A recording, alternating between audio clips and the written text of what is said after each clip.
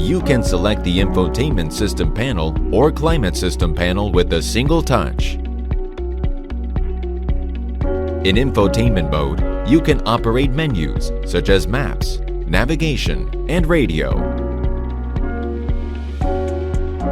You can control air purification and temperature within the vehicle on climate mode.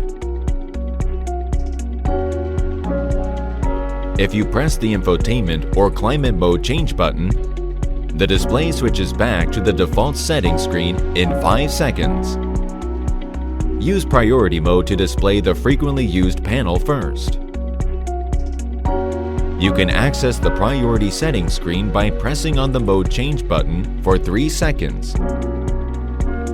And you can set or disable automatic display switching.